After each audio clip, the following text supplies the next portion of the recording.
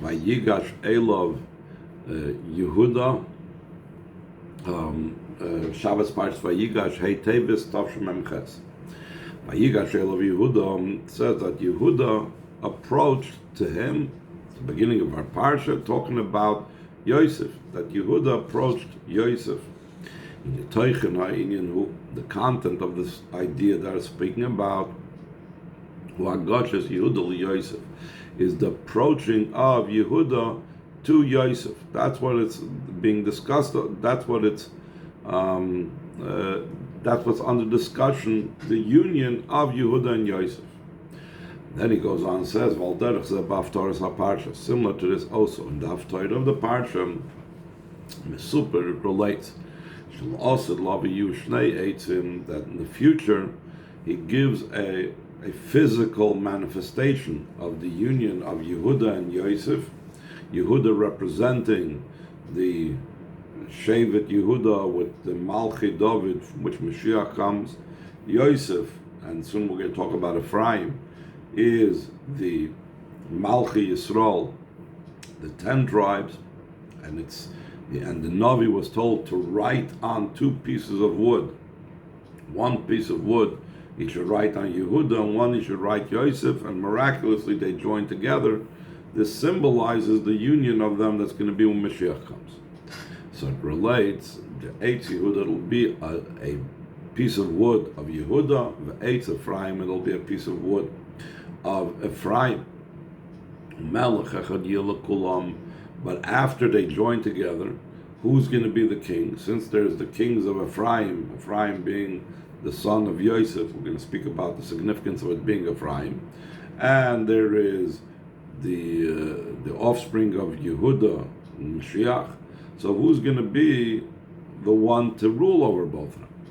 So he says, the Melech Echad Yil Kulam Shu David. It's going to be David HaMelech, as expressed in Mashiach. Mashiach is Ben David. Like it says in the pasuk of Abdi David Melech Aleim Gomer, that my servant David will be a king over them after this union of the 10 tribes and the 2 tribes. David Abdi Nasir Lahem Lo'ilam, and David my servant will be the leader over them forever. Ephraim who Iker Shiftoi Shel Yosef. Ephraim, we know, is the main shevet of Yosef, because we're trying to associate. In the Haftarah it says that there'll be the joining of of Ephraim and Yehuda. In our Parsha it talks about Vigash Elav Yehuda, it's talking about Yehuda and Yosef. So the association is because Ephraim, that's the Haftarah, is the main shevet of Yosef. Where do we see that Ephraim is the main shevet of Yosef? We know Menashe was the older brother and Ephraim was the younger brother. Like it says concerning Ephraim, that when Yaakov put his right hand on Ephraim's head, and Yosef wanted to correct it because Ephraim was the younger one, so Yaakov said, that yet his younger brother, meaning Ephraim, will be greater than Menashe. And not only that, this wasn't just later on. This was even in the Midbar, when there was divided the 4 different camps under 4 different flags, and you had 3 shvatim per flag, 3 shvatim per camp. So you had the head of each camp. So one of the 3 shvatim, let's say Yehuda, was the head of his camp of 3 shvatim. Reuven was the head of his camp of 3 shvatim. In the camp that had Ephraim and Menashe, even though Menashe was the older one, it was all under Degel Machne Ephraim. It was called the camp of Ephraim, it was called the flag of Ephraim. So we see even in the Midbar, Ephraim took precedence over Menashe. Like it says, the Olav, and subservient to him, secondary to him, joining him was Mata Menashe, was the camp of Menashe, the staff of Menashe, the shevet of Menashe. But David from shevet Yehuda, and David is from shevet Yehuda. So therefore, just like Yehuda and Yosef in our parshas joined, the same thing. It speaks about David and Ephraim joining, which is the same idea. Nimtza comes out as Teuchen Haftorah, Gamkin Achibur ve'ichud Yosef Yehuda, that the content of the Haftorah is also the joining and the union of Yosef and Yehuda, Shneim Yu Tachas Melech Echad, that both of them will be under one king. Hine HaTorah in Nitzchis, the Torah is everlasting. Mazem moving for this understood. Shebe'inyan Zeh Yesh Nahara, that Nitzchis Kol Echad V'Achim Yisrael. That in this topic, both the way it's expressed in our parsha and the way it's expressed in the Haftorah, there's an everlasting lesson to every single man and woman, Jewish man and woman. The Gam HaSipur al David HaAsid Liyah Isla Asid Lavi Nitzchi V'Shayach Gam Achshav. Also a story relating about what will happen in the future is something everlasting, meaning even now it applies. It's not just something, well, it's going to happen then, it has no connection with me. And how much more so things that already took place in the past. So they were already brought down into this world, which is Agosh, Yehuda, Yosef Yehuda, the approach of Yosef and Yehuda to each other. It's actually Yehuda approaching Yosef.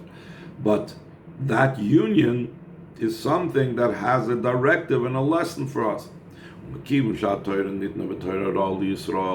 Torah was given as a lesson and directive for the Yidden, like it says concerning the Torah, Tzavis B'nai Yisrael, command the B'nai Yisrael, Daber B'nai Yisrael, speak to the B'nai Yisrael. So from here we see that the main mission of the Torah is teaching the B'nai Yisrael. Moving, so it's understood, She'ikara hu hayra l'chol echad mi Yisrael, top of the next page, that the main thing is a lesson, a directive to every single Yid.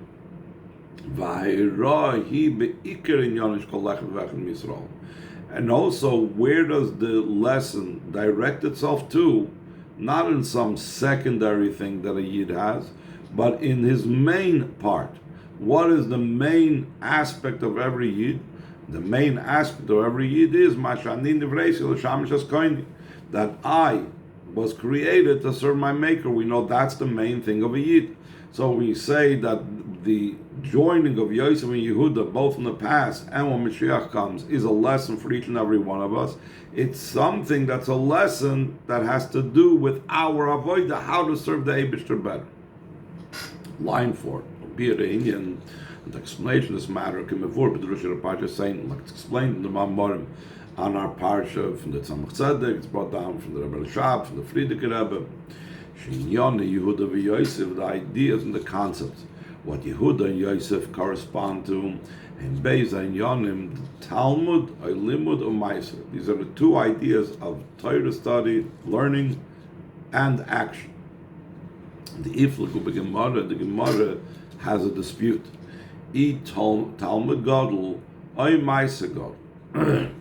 Is the study of Torah greater, or is action greater? Which of the two is greater? Now, we see that who actually is more powerful in the end between Yehuda and Yosef. So he says the Yehuda Gavar Be'echav, Yehuda is the more powerful one over his brothers. V'hu HaMelech, and he is the king. She'ikir in Yoni who lives like Echiyah HaMaisa V'Poyel. What is the main idea of the king? The king gives direction. This is what you have to do. The king is not a teacher.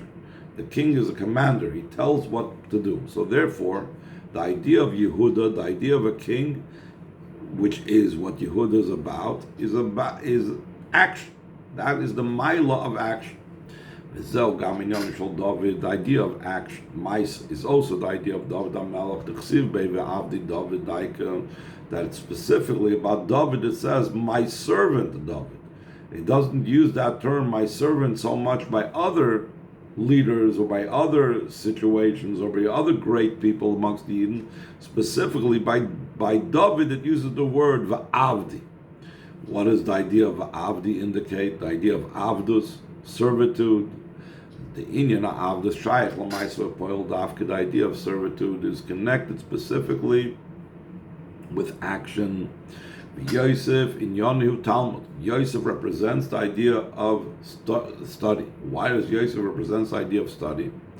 Yosef is from the word increase, And Torah study is also about increasing. It's not supposed to be static. The idea of Talmud is in a way of increasing and making it grow. That he increases the study of Torah, and he increases even the topics in Torah and ideas of Torah through study with understanding and comprehension. Every Yid has to add to Torah and has to be mechadish in Torah and has to increase in Torah. That is the idea of Torah study. That is the idea of Yosef. From the word, Yosef is the word increase. And not only Yosef is in the word increase, but also in the Haftorah, where it speaks about Ephraim. The word Ephraim also means increase. This is also the idea of Ephraim. Ephraim is in the word, he made me fruitful, which means increase and addition. But even though these are two separate things, there's learning, there's Talmud, and there's Maisa, and even the Maisa is greater, Gavar Be'echav, like we said before. But the idea is not that they should remain separate. The idea is, like we have in our parsha and the Haftorah, the union of the two. The ultimate purpose is the Shnei Misachdu, both of them should join. There should be the effect of the learning and the action, and the effect of the action in the study. So the Rebbe explains the union between the two does not mean that I study and I learn. That's not a union. That means I have two things. There's two separate things, learning and action. But it doesn't mean that they were united. It's just I'm learning when I'm learning, I'm doing action of mitzvahs when I'm doing action of mitzvahs, and that's it. But the union has to mean that each one influences the other. That you have the influence of action, of learning and action, and you have the influence of action and learning. So he's going to explain what they are. Line 19. The pulas are ma'aser b'talmud muvenas al pi amavur ben shetav samagvav. The influence and effect of action on learning is understood according to what's explained in the Hemshech of the Rebbe Rashab of the Yutafish Samachvav.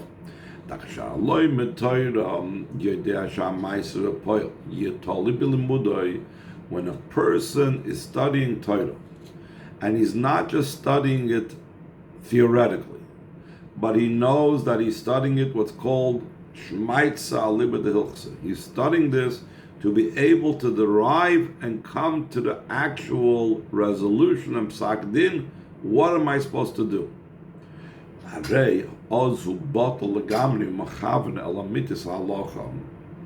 Then he's completely sublimated to the topic at hand, and he aims towards the truth of the halacha,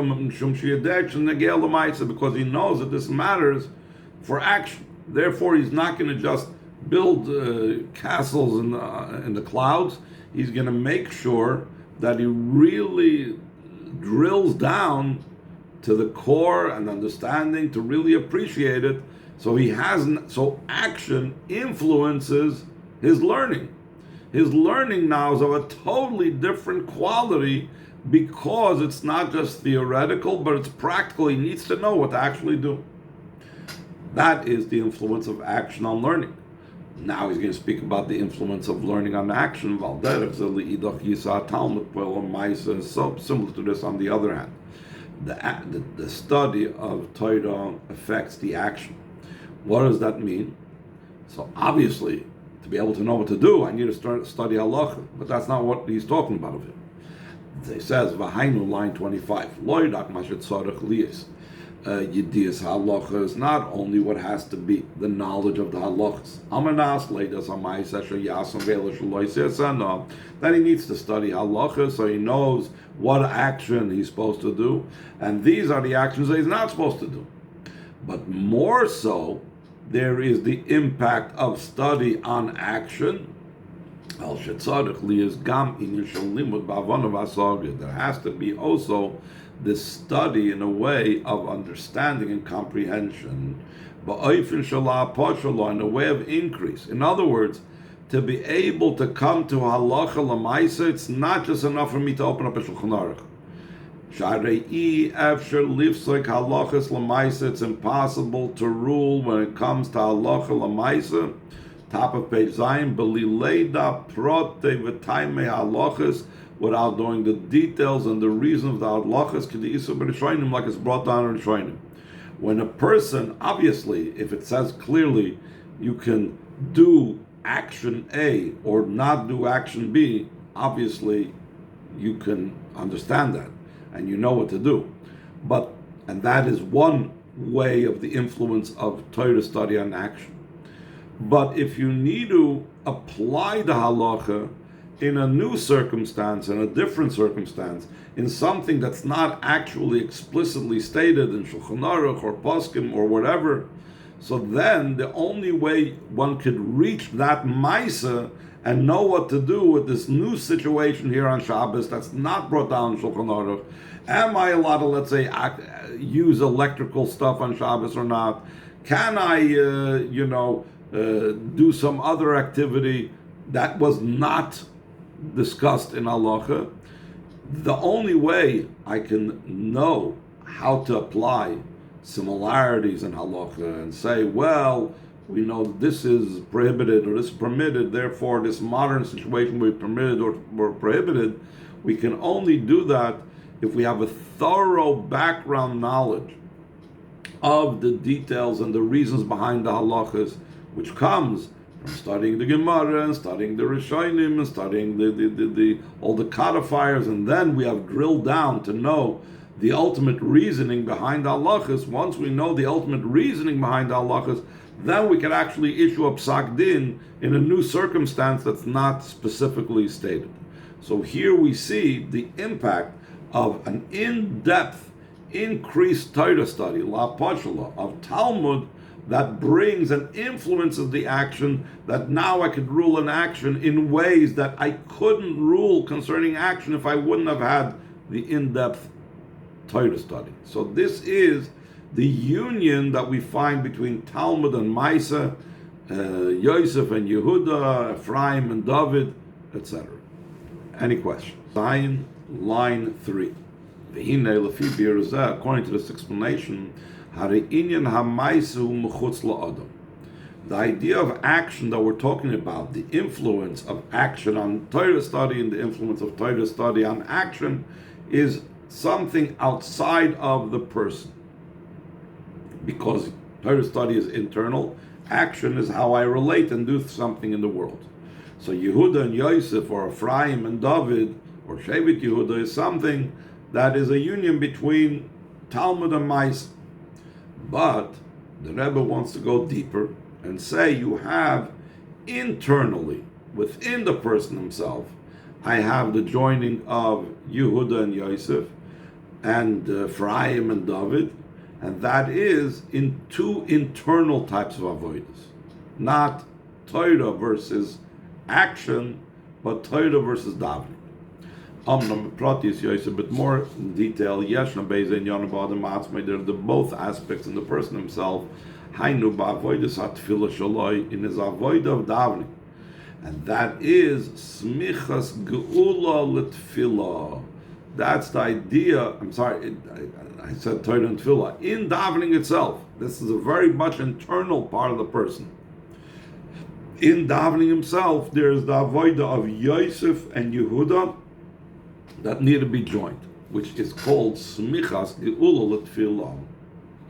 It is when we say Baruch Atah Hashem Goal Yisrael, we're not allowed to interrupt, and we're supposed to go straight into Shemoneh Esrei.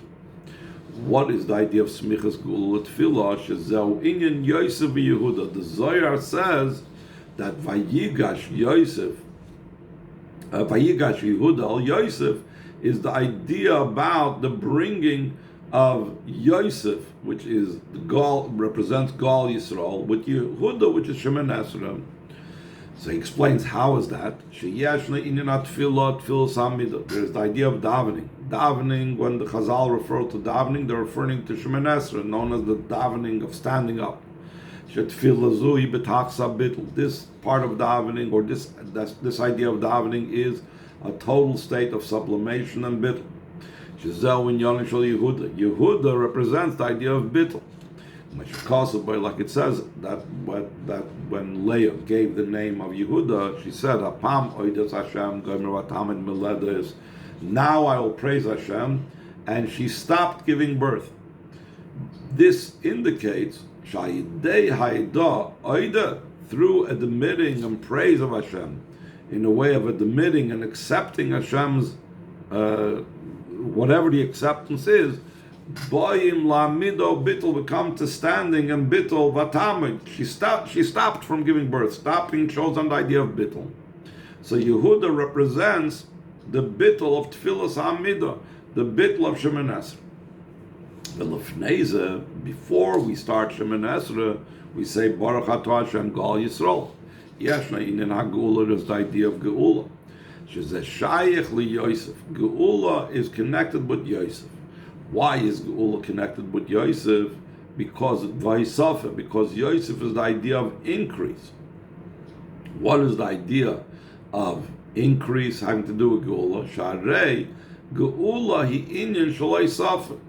Geula itself, redemption, is the idea of increase. It's something added to and completely new over the state of the world that was there prior to the redemption.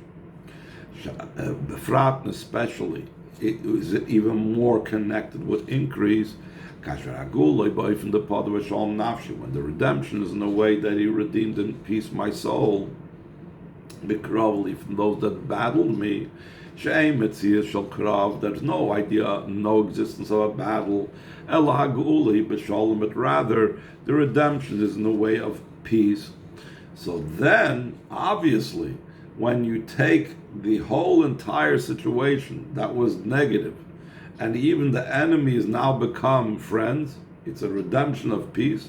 So then obviously that's a completely different state than it was before the redemption. So obviously it's an idea of increase. That's the idea of the bringing close, the redemption to davening, the Hainu Yichud v'chibur Yehuda v'Yosef, the union and the joining of Yehuda and Yosef. Shebeza and Yoram, the Talmud, the Ma'aseh, the two ideas of both Torah study and action, Geula, Tefillah, redemption, and davening, and Smuchim Zelaz are close to each other, Misachadim Yachad, and are joined together. And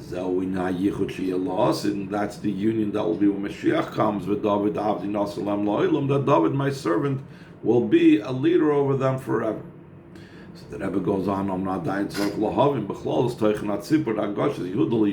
we still need to understand the general content of the story of Yehuda approaching Yosef, Shemesupper, because of Kol Divri Yehuda Yosef. The pasuk relates all the matters and the words that Yehuda said to Yosef. Yehuda told Yosef, let my servant please speak a matter in the ears of my master. Rashi explains, what's it mean to speak in the ears? What's that expression mean? That Yehuda was asking Yosef that he begged Yosef, let my words enter your ears. In other words, really listen to what I'm saying. And afterwards he related all the detailed stories.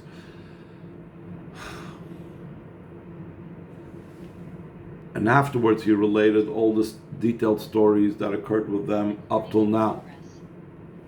But seemingly, Madua Herich Hakasav B'chol Prati Advarim, top of page Ches. Why did the pasuk go into all the details of the matter? I mean, for us, we already know the stories. Similar to what we always ask about Eliezer and Rivka. Why does it, repeat everything that occurred? The pasuk could have just said, you know what? Yehuda related and reviewed all the events that occurred up till then when they came down to Mitzrayim. Additionally, we need to understand after the words of Yehuda it says, Yosef could not hold himself back, he could not control himself, and then he burst out into tears, etc., etc. It seems to be indicated this was a result of the words of Yehuda. Seemingly, the majority of what Yehuda related to Yosef, Yosef knew earlier on. all the many words that Yehuda said, he only repeated everything that occurred earlier. How did this cause such a great change in Yosef that now he couldn't control himself? He wasn't telling him anything new. Second paragraph on the page, the idea behind this is like it's explained at length in the middle of the Teres Chaim and Parshas Seinum. The novelty, uniqueness in the words of Yehuda was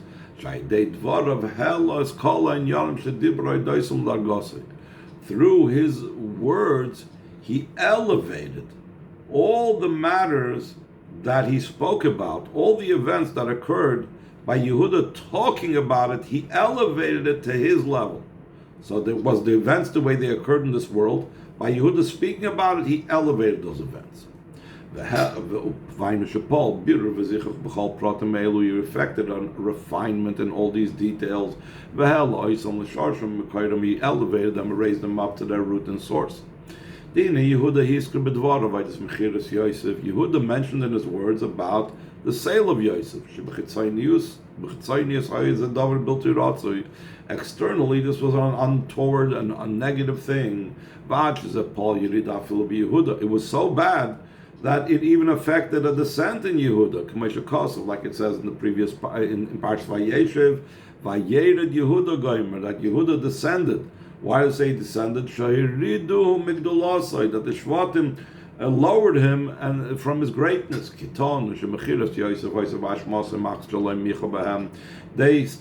stated that the sale of Yosef was Yehuda's fault because he didn't protest.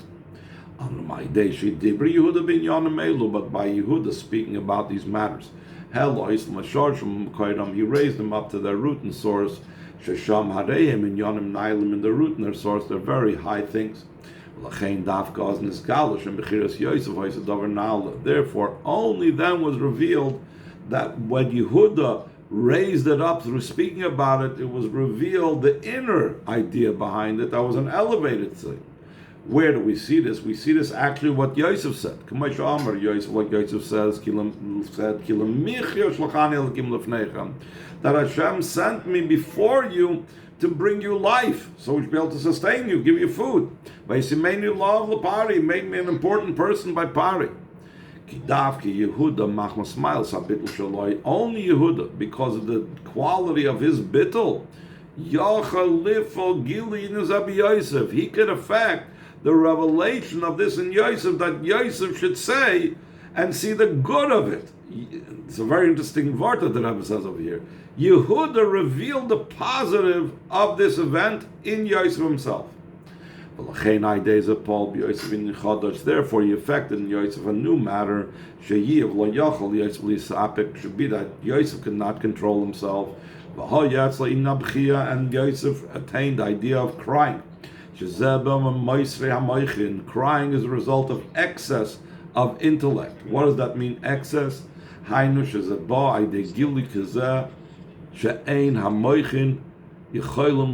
This comes about